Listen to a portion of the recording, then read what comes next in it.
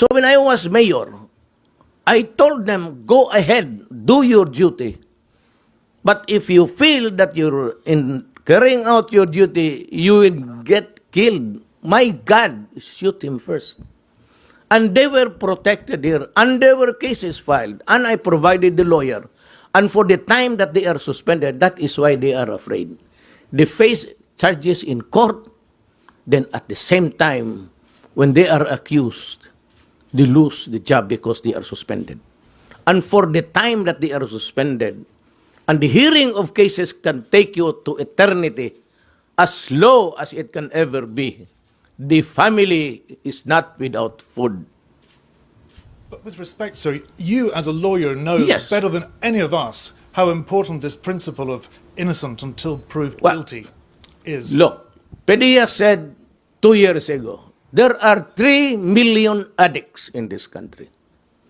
That was the last figure. Nobody cared to find out. Now it's my time. So, 2 years ago, between 2 years ago and now, how many do you think were hooked into drugs? Let us give it incremental increase of about, just be liberal about 700,000. So 3,700,000. And the confirmed 600,000 now was surrendered and took the test for drug addiction. How do you call it? Just a problem? Is just a police problem? Or is it really a crisis for this country? It's not even epidemic, my friend. It is pandemic. So what am I supposed to do as a president? Empower the military and the police, for after all, they are there to protect the integrity and preserve the people of the Philippines. At the risk of gun law, sir.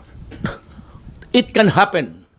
It happens in America. They're shooting the blacks there. It shows on TV. It shows on TV. What's the difference between America and the Philippines? Nothing. So what is surprising here is surprising to us. We see policemen, they're shooting a black guy there.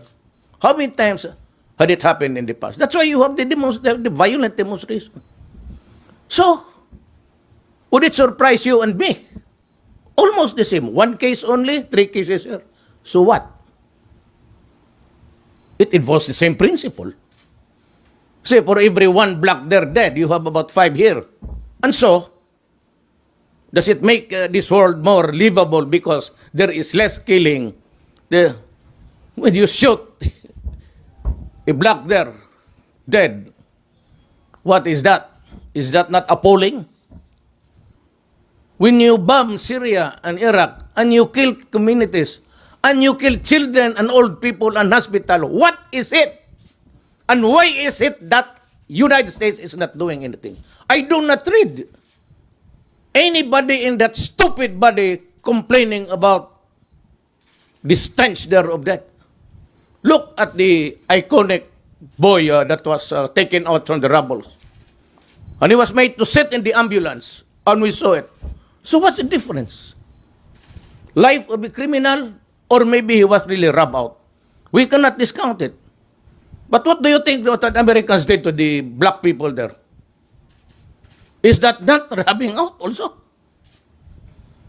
I say, well, it was just one community there, one state of America. Well, but you have there about 10. So what's the difference? Are we here for the counting or the basic principles of human rights? Almost the same. Okay. Thank you, sir. Sir, Ano ang inyong reaksyon patungkol dito?